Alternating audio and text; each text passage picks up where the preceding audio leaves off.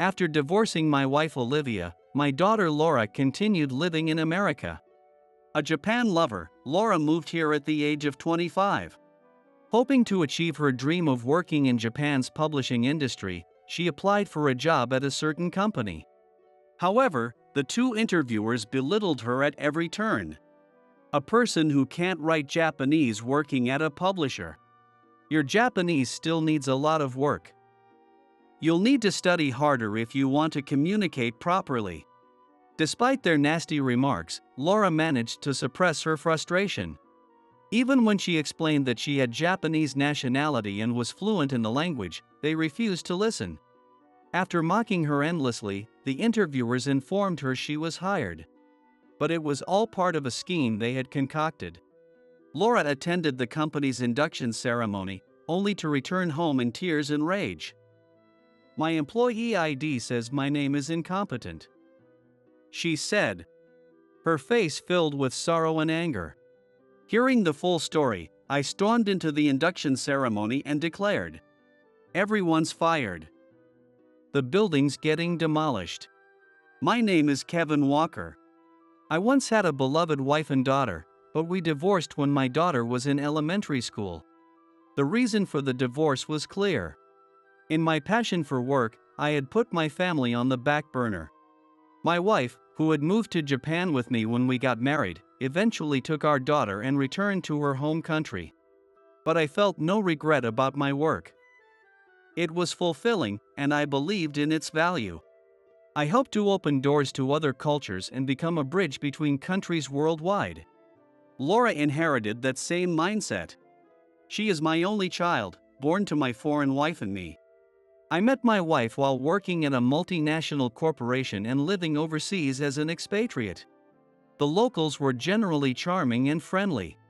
I was drawn to their directness, their confidence in expressing opinions and intentions." Laura shares that same sociable nature, easily forming bonds with anyone and radiating a cheerful personality. "But my wife and I divorced when Laura was in elementary school. Thank you for working so hard, always coming home so late. But for a long time, I've felt like we've stopped talking as a couple. I don't think we're holding on to any reason to stay together. For our future, I think it's better we consider separate paths," she told me. I had caused my wife, who chose life in Japan over staying with her family and friends, to feel deeply lonely. So, I respected her decision. After our divorce, Laura moved with her mother to her mother's home country. Now, after about 15 years, Laura was moving back to Japan. I arrived at the airport, waiting near the gate where Laura's flight was scheduled to land, filled with joy and nervous anticipation. I had been so excited to reunite with her that I hadn't slept a wink the night before. When her flight finally landed, I scanned the passengers emerging from the gate, searching for her face. When Laura appeared, she waved enthusiastically and called out to me with a big smile. "Laura!" Overjoyed, Laura abandoned her large suitcase and ran straight toward me. "Dad!" We hugged, sharing the joy of our reunion. Hand in hand, we left the airport and headed home. Laura, who loves Japanese anime, manga, and food culture, dreams of using her language skills to work in Japan. I want to share the Japanese culture I love with the world. To help Laura take even a single step closer to her dream, I recommended a certain company. On our way home from the airport, we decided to stop by that company. "This is the company where you'll have an interview. I'm starting to feel nervous. You'll be fine as long as you approach it with your usual cheerful personality." As we chatted, I suddenly felt someone's eyes on us. Looking in the direction of the gaze, I saw two people in suits staring at us. "Is there something you need?" "Ha!" The two chuckled dismissively at us. "Nice. A young, pretty foreign woman holding hands with you. She's my daughter." "Your daughter? You have a foreign daughter? A secret relationship, huh?" The woman whispered to her companion, just loud enough for us to hear. Although annoyed, I held back my anger, not wanting to set a bad example in front of Laura. "Do you work at this company?" "Yes, as you can see, It's a major corporation, not a place for the likes of you. Hey, enough of this. Let it go, Laura. Laura, who has an outspoken personality typical of someone from abroad, cannot feel satisfied unless she clearly expresses what she thinks. She tried to convey her discomfort clearly. However, these two might be employees of the company she was going to work for. We couldn't afford to create a disadvantageous situation. However, as I sat next to my still irritated daughter, I clearly remembered. The two employee IDs had Harvey and Kristen written on them. Even after returning home, Laura's frustration lingered. Dad, I don't want to go to that company. Don't let it bother you. Those two were the problem, not the company. There are plenty of talented people there. Are you sure? I guarantee it. One day, I found Laura practicing for her interview in the living room, her expression tense. She was organizing her strengths and experiences, jotting down ideas for how to present herself effectively. Dad, can you play the interviewer? Of course. Let's start with an introduction, shall we? Hello, I'm Laura. She said this as she extended her hand to openly shake hands with me, the interviewer. Laura, in Japan, after greeting the interviewer, you're expected to bow. Then, wait for them to say, please take a seat, before sitting. Shaking hands isn't customary. Really? That sounds so formal. Well, compared to America, it is. Oh, and don't forget to knock on the door 3 times before entering. There are all sorts of peculiar customs. I drilled her on the basics of interview etiquette. Next, let's work on how to answer questions. How about that one? It's a good start, but maybe include more specific examples to make it stronger. Laura anticipated common interview questions and prepared thoughtful answers, refining them based on my feedback. With every practice session, her confidence grew, and her responses became sharper. All right. Let's give it another try. Laura practiced over and over again, determined to face the interview day with confidence. Finally, the day of the interview arrived. In the morning, Laura prepared herself, her heart brimming with both nerves and anticipation. Laura, have confidence. No matter the outcome, you'll be okay. I smiled at her and gave her a light pat on the shoulder. Encouraged by my words, Laura walked out with her head held high. What follows is the story I heard from my daughter. As she entered the interview room, Laura was shocked. Nice to meet you. We've met before, haven't we? You're the girl who tried to talk big last time. How bold of you to show up for an interview. The interviewers sitting across from her were Harvey and Kristen, the same people who had treated us rudely before. My apologies. Well, it's fine. Please have a seat. Thank you. Laura decided to stay composed and keep her focus. So, where are you from? I was born in Japan, but when I was 8, my parents divorced. After that, I lived with my mother in her home country. Ah, that makes sense. You seem like a strong-willed young lady. So, how serious are people in your mother's country about their work? In Japan, efficiency and quality are paramount. How is it there? Though momentarily surprised by Kristen's question, Laura calmly explained the work ethic in her mother's homeland. However, Harvey and Kristen continued to ask questions laden with prejudices about her nationality and culture. I heard people from your country are lax about time. Is that true? Being late would be a big problem here.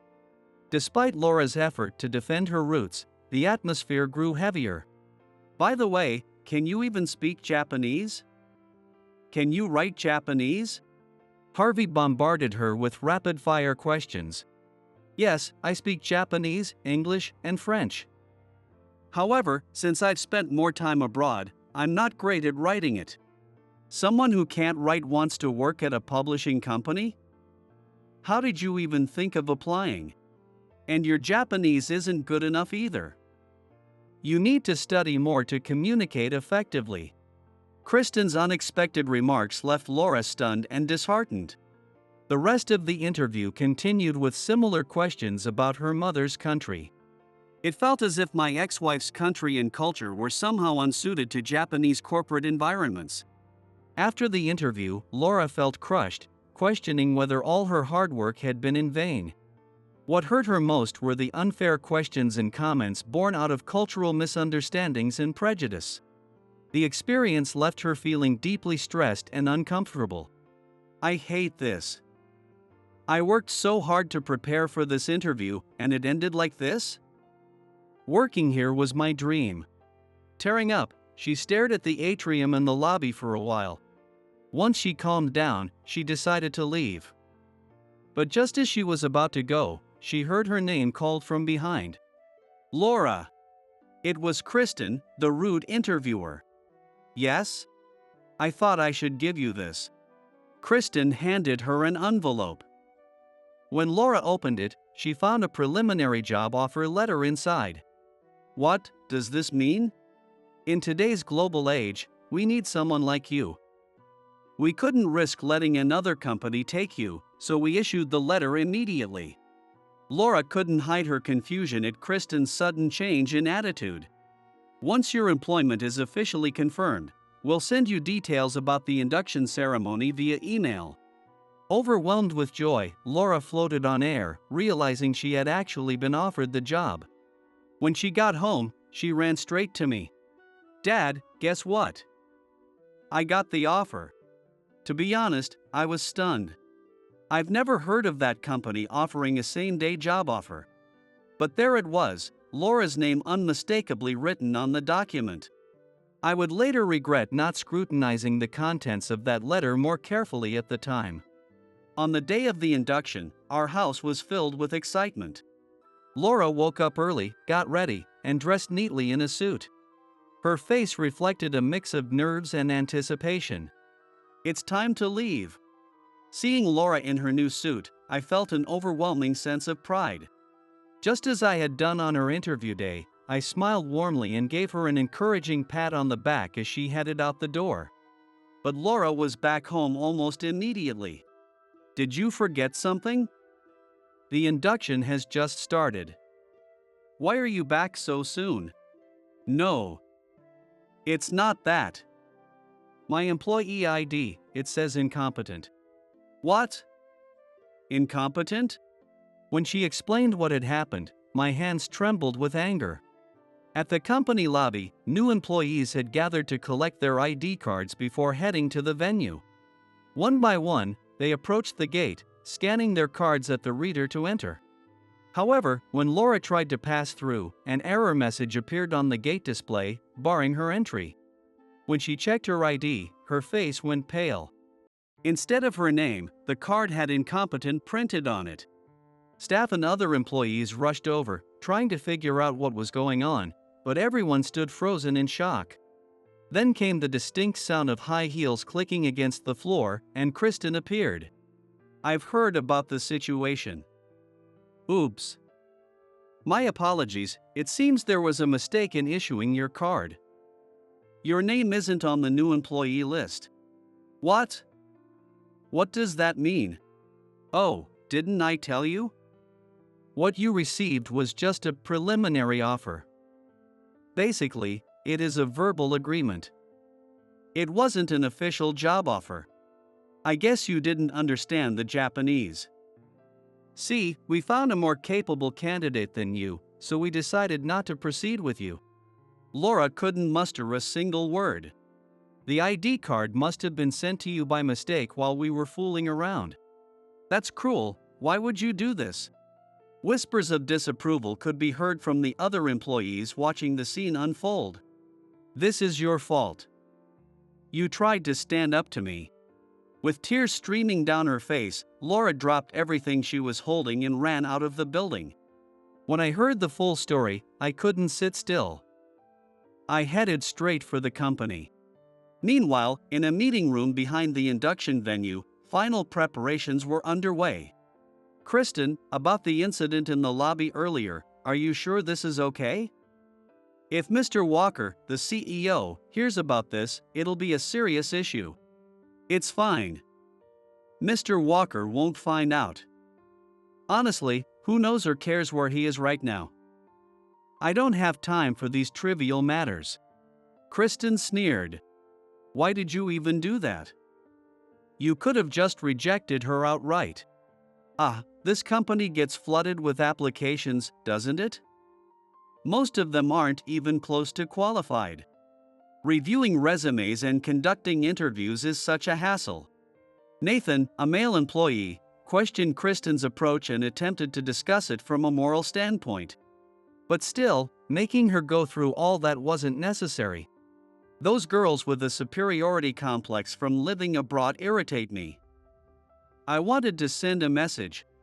Unqualified people shouldn't even think about applying here. Do you really think that's the right approach? Kristen coldly justified her actions. If it stops the unqualified ones from coming, it's better for us, isn't it? It makes our jobs easier. But you've caused her so much distress. Maybe, but sometimes sacrifices have to be made for our benefit. Pursuing personal gain at the expense of others damages the organization's credibility and the atmosphere within the workplace. Everyone present likely felt the same way. Suddenly, a staff member came running into the room. Kristen. Oh, Andrew from General Affairs. What's the rush? Look at this. What have you done? Andrew held up his phone, its screen displaying a social media post. Kristen's face turned pale as she glanced at it. What is this? Someone had recorded the entire incident with Laura and uploaded it online. The video spread like wildfire, with the comment section full of harsh criticism. Quit, old lady. You're the real incompetent one. Share this. Let her face the consequences. The viewers online seemed to voice exactly what everyone in the lobby had felt. The video made it undeniably clear who was truly a liability to the company. Kristen clutched her head, bowing under the weight of the situation. What are we supposed to do now? This has gone viral in such a short time, and the induction is about to start.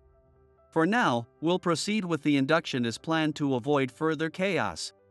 Despite the disruption, the induction ceremony began, albeit delayed. The event carried on as if nothing had happened. The executives stood on stage to conduct the ceremony. They offered words of welcome to the new employees, accompanied by encouraging messages. Harvey, a key member of the HR team, stepped forward to give a formal address. Dear new employees, I deeply apologize for the earlier incident. However, I believe that challenges like these are opportunities to learn and grow. I trust that all of you will use this experience to become stronger and more united as you move forward. I couldn't help but scoff internally at his hypocrisy. You are now part of this company, and I sincerely hope you will carry the pride and responsibility of being one of us, facing challenges head-on, and achieving success together. The room erupted in applause. During the oath ceremony, the new employees raised their hands together, pledging loyalty and dedication to the company. The sense of unity and determination swept through the hall, creating a touching moment. But Laura wasn't there. Her absence, and the injustice she had faced, made my blood boil. Next, we will hear from Mr. Walker, our CEO, who will address our new employees.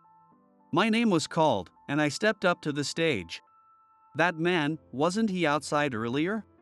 Yes, I am the CEO of this company. By the way, the chairman is my father. Originally, he was supposed to give the speech, but after some pleading, I managed to get permission to say a few words myself. Welcome to the company. Here, we hold ethical behavior as one of our highest values. Those who fail to uphold these standards will find they do not align with our principles. I sharpened my tone, imagining a certain someone. I urge all of you to always act with integrity and honesty. This is the foundation of our growth and prosperity as an organization. With that, I glared at Harvey's face. The image of Harvey's pale face is burned into my memory and won't fade. I took a deep breath and continued. However, today, someone acted unethically, and no one stepped in to stop it. Those who only look out for themselves or turn a blind eye to wrongdoing have no place here. As of now, they are all dismissed, effective immediately. And we'd tear down the building. The room buzzed with shock and whispers. Ignoring the uproar, I walked off the stage. Mr. Walker. What an incredible speech, truly inspiring. Harvey, in stark contrast to his earlier arrogance, approached me with a sycophantic tone. Excuse me? I sincerely apologize for my behavior the other day. I didn't realize she was your daughter. So, if she wasn't my daughter, it would have been okay to mistreat her? I pressed Harvey with a barrage of questions, almost as if I were firing them off. No, that's not what I meant. Enough. Bring Kristen here now. Kristen, barely able to stand without support, was brought before me. Yes. Mr. Walker, I deeply apologize. Please forgive me. Don't think you have another chance. You're fired, both of you. Leave now and never come back. With that, I formally terminated Harvey and Kristen. Immediately afterward, I faced stern reprimand from my father, the chairman. We are responsible for the lives of our employees and their families. Do not make rash statements. Understood. But those two were. Yes, those two can go. But protect everyone else. I'll retract my statement right away. I quickly retracted my broader statement about dismissing others, focusing instead on safeguarding the livelihoods of the remaining employees. The incident caused a stir online, with some labeling us an evil company. However, thanks to the loyalty of our team, not a single new employee chose to leave. We took this opportunity to re-evaluate and clearly define our corporate philosophy and values. By aligning our actions with these principles, we began the journey to rebuild trust. Additionally, we ramped up social contributions and community support initiatives to demonstrate our commitment to society. Meanwhile, Harvey and Kristen struggled to rebuild their careers. So, you've worked in publishing before? Yes, that's right. I used to work at a publishing company. That explains it. Your name sounded familiar. Unfortunately, we don't hire individuals who lack ethics. Please leave. Harvey was at a loss for words, his face showing a look of confusion. He reflected on the wrongs he had committed, his heart shaken by a mix of regret and anger. At home, Kristen gazed out the window, heaving a deep sigh. Like Harvey, she struggled to find employment. Moreover, since the video remains permanently as a digital tattoo, it led to people on the street whispering and casting glances, saying, "That's the person from the video." The constant attention and murmurs began to eat away at her heart, and Kristen gradually started withdrawing from the outside world. A year passed. My company steadily regained public trust. As for Laura, she decided to test her abilities once more, retaking the job application process and earning her position entirely on her own merit. Dad, thank you for standing up for me back then, even saying you'd tear down the building. Yeah, maybe I went a bit overboard. Our corporate philosophy remains steadfast. We are to act as a bridge between Japan and the world, spreading Japanese culture globally and empowering Japanese individuals to shine on both domestic and international stages.